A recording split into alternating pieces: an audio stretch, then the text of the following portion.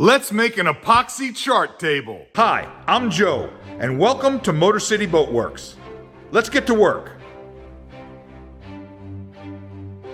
If you're new to the channel, I want to welcome you, and if you're one of our returning subscribers, welcome back to the Werks. I especially want to take a moment to thank our patrons, those of you who have decided to donate to the channel to ensure that we keep making episodes. Now, the names of all patrons are contained on the wall of workers. That's like our fan club, and they hang above the entry door to the MotorCity Boat Works. Thank you so much for your support. This week, we're going to be talking about how to build an epoxy chart table. This is a project that I think anybody could probably do, and you don't really need to be working on an old boat. This project has a lot of application maybe in a lot of areas, and it's great for the do-it-yourselfer. If you recall, one of the things that makes my 27-foot pocket trawler unique is that I've made some modifications to the hull. In particular, I tore out the old bathroom, what we call the head, and I enlarged it from 9 square feet to about 20 square feet. In the V-berth of the Albin 27, there used to be a very small dining table. This was in the forward cabin of the boat. It was jammed between the V-berth where you slept and also the old bathroom. It had just 18 inches of room for a person to squeeze in there and try and eat their dinner next to the bathroom and where your sheets are. I made the decision that it just didn't make sense to have the V-berth, the forward cabin, try to do all these things for everyone at one time. It really needed to have more of a special purpose. So I enlarged the head. I made a small area dedicated where the new refrigerator is going to go. And I decided that the dining room table, well, it would be moved someplace else. Another major project that I did to my pocket trawler was I installed a hardtop that spanned over the cockpit area of the boat. On the Albin 27, there's a center cockpit. It separates the forward cabin from the aft cabin where the owners sleep. In the cockpit are 2 nice wide benches, and there's lots of room to sit and have an evening meal. Under the new hardtop, this area would become a great 3-season room. I thought if I could come up with a way to design a stowable table, it would be awesome to sit there and have a drink and watch the sunset. All this led me to consider building what I call the epoxy chart table. It's a removable table that's approximately 18 by 24 inches, made of 1/2-inch PVC foam board with teak trim. And in the center of the table is a nautical chart inlaid in clear fiberglass epoxy resin. It should look really nautical, and it should be pretty cool. Like a lot of projects on my boat restoration, this is one of those things that there's no real roadmap. We're kind of making it up as we go along, and there's a lot of learning and some new skills that have to be tried and tested out. Today we have a special project. I'm in the art studio here, and we got several different projects going on here. We're working on building the composite dinghy, parts over here. I've got some teak wood that's being varnished in the backpack over here drying, and we're going to be doing some epoxy work. Today's project is kind of special because this project is not necessarily for me or for the boat. Sometimes you got to do projects for the other people in your family, and they can be great opportunities to kind of test out some ideas for a boat project later on. And today's project is going to be, we are going to clear coat this Lazy Susan. This is going to be a great project because it'll be a chance to test run some of the materials I'm going to be using later on when I try and build this beautiful cockpit table for the Albin 27 pocket trawler. And basically what we're going to do is we're going to work on this Lazy Susan, test out this epoxy. It's a clear coat epoxy. I want to see how it looks. It's supposed to be water clear and have no bubbles and just look amazing. We're going to test this out. Then later on, I'll do another project. I want to take my production studio desk and put some nautical charts onto the surface and epoxy those in and kind of see what it likes. Make a cool desk for my production studio. And then the third project, the final project, after we've learned all of the things we got to learn and made all of our mistakes, we're going to build a cockpit table for the Albin 27 pocket trawler. This Lazy Susan is the first experiment. And this will make my spouse very happy that this thing finally gets coated and is no longer kind of bare wood. All right, so first step, what we're gonna do is we need to get this Lazy Susan mechanism off of the back here.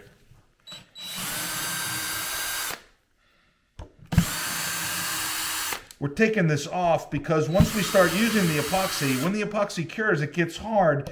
If any of it gets on the mechanism here, it can bind it up and really just cause problems later on. So what I'm hoping is this thing comes right off. So you take this piece, you put it somewhere else, you lose the parts, and then you freak out later on because you don't know what to do. That's how it goes. Now what we're going to do is we're going to take this thing down to the boat shop. We're going to take some compressed air, blow out these cracks and get all the food crumbs and what have you out of here. Make sure this thing's nice and clean and ready to go. And then we'll bring it back and put some epoxy on it. Now's the time to hit this with a little bit of sandpaper, any of these sharp edges here, because they'll only get worse when you put the epoxy on. We don't want any meat hooks. This is what we've got here. You've seen this before because I've used it for other projects. We got some acetone. Luckily, we've got some spare here. We got a variety of fillers and things that we use. We're not using them for this project. Acetone is what we clean up with. This is the epoxy resin, right? Fiberglass epoxy projects are done usually with two components, epoxy resin and then some type of hardener that goes with it. And then of course your fabric, your fiberglass fabric. Now we've got our epoxy resin, pumps already attached. This is what we normally use, 205 hardener. We do everything on top of cardboard because it's just messy as all get out. Now the reason I use West System epoxy is because, well frankly, I started using it about 30 some years ago when I first started working on boats, and I had my first sailboat, a Sunfish sailboat. And it was what was available at West Marine, but over the years I've come to really kind of enjoy using this product. Why? Because it's very, very consistent and it basically performs the same every single time. If you follow their literature and their instructions and you use their pump systems for your mixing and ratios and things like that, it's almost kind of foolproof and anybody can do it. Now the downside of using West System epoxy is that it is expensive. It's an epoxy resin, unlike say a vinyl ester or polyester or other type of resin that you might have out there. Those are going to be considerably cheaper, maybe 1/3 the cost of what West System costs. But for superior performance and the things that you can do with it, kind of overall in a boat building projects, it just makes sense to go with West System epoxy. MotorCity Boat Works has no sponsors, and I get no compensation from any of the companies or the products that I sometimes mention on my channel. However, in the description, I sometimes put links for Amazon where you can find some of the tools or items that I'm using in the restoration of my boat. Amazon does provide a small commission if you use those links. So one of the things I like about West System is on the back of the can and in their printed literature, they've got very specific detailed technical information about how long you can work with things, at what temperature, and what you should expect in its performance. And it's really pretty accurate and it's very consistent. So I'm using the 207 hardener, and you go over here, check it out, 207. If the temperature is around 70 to 80 degrees, that's the zone here. We're probably a little cooler, right at about 70 degrees. And you've got a pot life of about 20 to 26 minutes. That means once you put the epoxy into your mixing cup, you've got about 20 minutes before it's going to get kind of gummy and difficult to use. This is your working time until it gets to a film, 90 to 110 minutes. So you've actually got quite a bit longer maybe to kind of spread it around and move it. And then you're cured a solid time about 10 to 15 hours. So by tomorrow morning, our first coat should be totally cured and dry. So the question is what does all this cost? So a can of 105 epoxy resin is going to run you about $89, maybe a little more. Depends on where you buy it from. Your timer is going to run you $20 on Amazon. Your jug of acetone, $22 at your local big box store. Your 207 Special Hardener, this is going to run you about $100 to $110.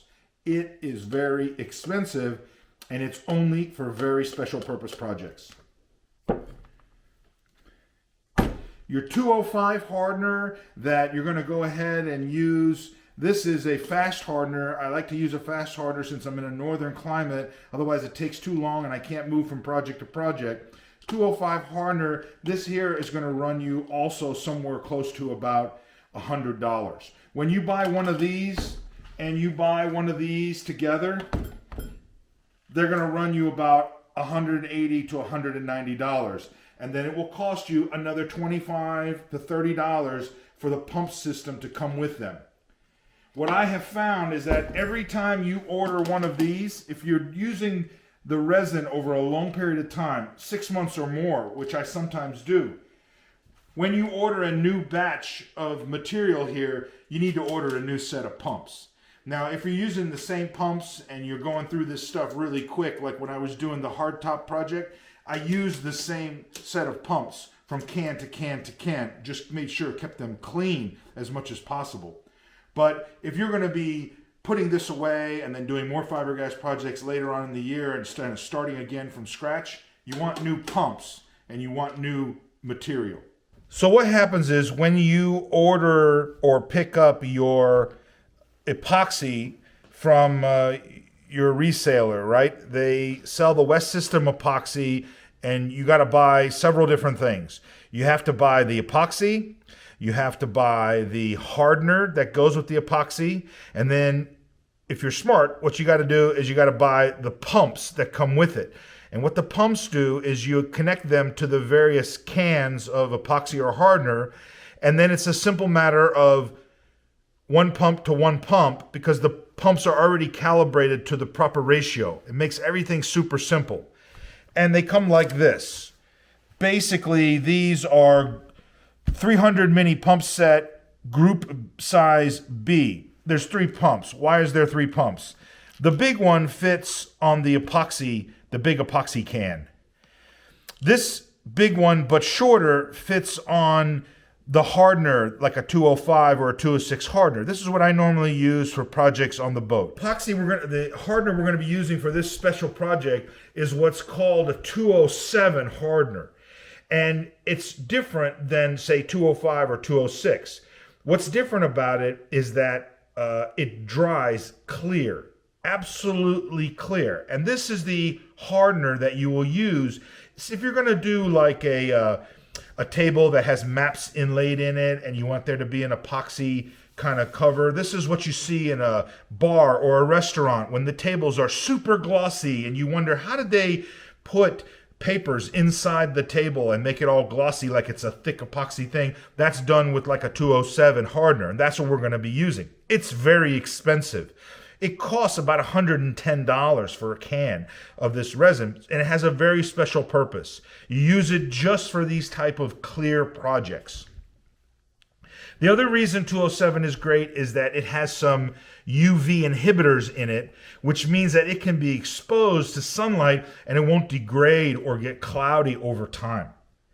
So that's what we're going to be doing. We're going to use it to coat this Lazy Susan, and it should have a nice glossy appearance. It should fill in and kind of seal this wood, and it'll be a nice addition to the upstairs kitchen. It's a great project to test out the epoxy so we can get a feel for how does it work. I've never used 207 before, although I've seen it done, and I want to eventually do a chart table for my office and also the cockpit table, something custom for the Albin 27 pocket trawler. So we're going to end up using, this goes in the big can, this is going to go in the smaller can. Any other hardener other than the Special 207, well, it's going to have a little tint to it, and it will yellow over time and won't look proper. All right, let's go. Here we go. And I'm going to give you a tip. I've been using West System epoxy for a number of years. When they come to you from the store, they come like this in a can. And I don't know what they put these on here with, but these are always difficult to get off. And so what you're gonna need a pipe. You're gonna need some type of pliers to get this open. And then inside the top here, they put a metal disc in here so that it doesn't leak out when they do the shipping. You've got to punch out this. But I've learned over the years, if you just take a screwdriver and you whack this thing, it'll drop down inside there and it'll screw up your pump later on. So the trick is to get right on the edge here with your screwdriver and very lightly tap it. And you can see over here where I tapped it. And once you've got it popped open, you can pull this out. And now you've got access. You take your pump. You got to be very careful so you don't damage your threads here, because this has all got to line back up. The fun part is trying to guess how much epoxy resin and hardener do we need to put one coat on the Lazy Susan project that we're working on. And this is kind of one of those things that you kind of develop a feel for it over time. And frankly, sometimes you get it wrong and there's a little bit of resin to waste. So just like my sanding projects, I tend to like to do all my fiberglassing projects at one time. And I like to have fiberglass projects kind of backed up one behind the other so that in case I have a little bit of extra resin from one thing, well, I can apply it to another thing. Now, this is going to be a very special project. We're using a very special hardener that we wouldn't normally use. So, hopefully we'll get it right. If we have any extra, we'll just put on some little bit extra coats and then we'll get rid of it. I'm guessing that we're going to go with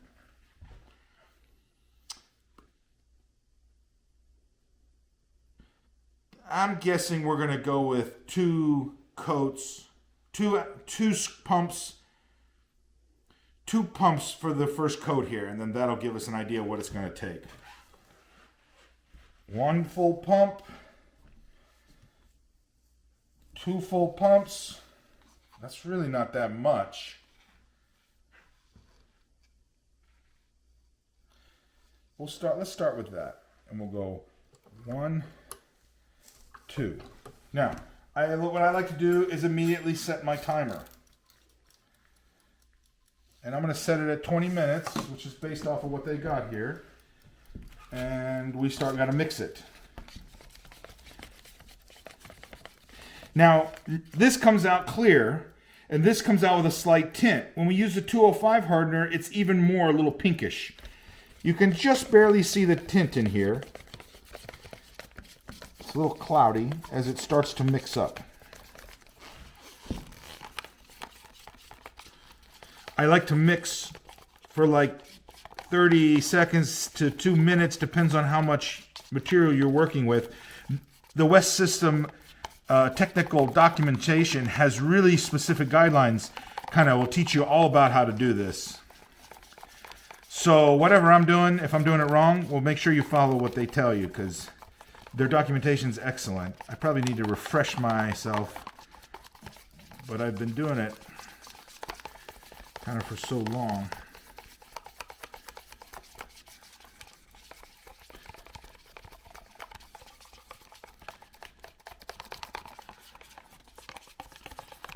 Pretty runny. When you do this, make sure you scrape across the sides and get all the extra. All right, I think that's it.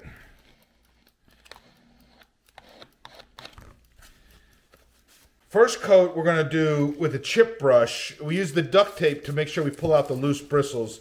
It's all ready to go. Subsequent coats are going to be done using foam brushes, and we'll be sanding in between the coats with about 300 to 400 grit sandpaper.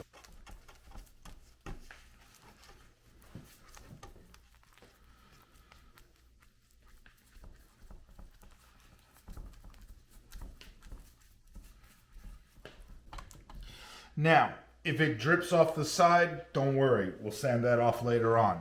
If there's a brush or a hair or something gets caught inside here, like here's one right here, don't worry. We'll just sand that off later on. That's why we go to foam brushes later on. We don't have to worry about it. Right now, we're just trying to get a good base coat on here. Let it flow out. Fill in all the little nooks and crannies.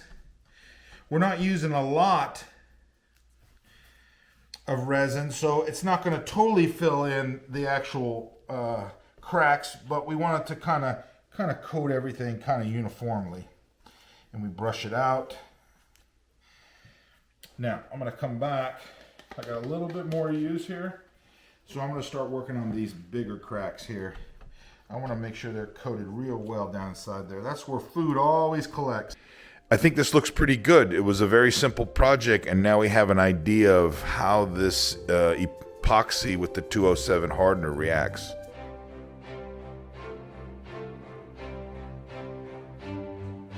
If you felt like this episode was a little basic and you already know everything about epoxy, I understand. But many of our viewers, especially our newer ones, they may not be familiar with epoxy and how we use it in boat building and boat restoration. So it's important that everyone be brought kind of up to speed.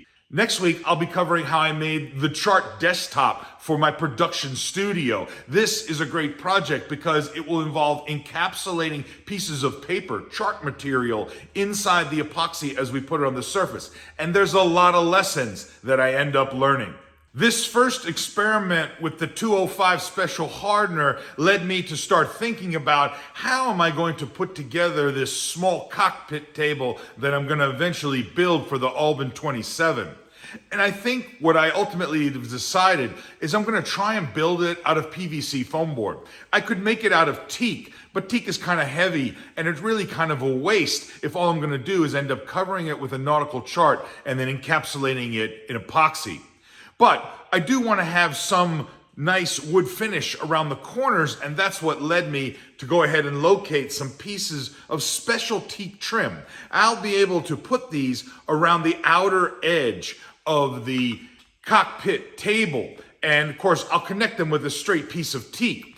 I scored my teak from Earl the Pearl at Marine Hardware and Repair. If you haven't already seen that episode, make sure you check out the episode where I talk about the secret boat part treasure house. You're gonna love it.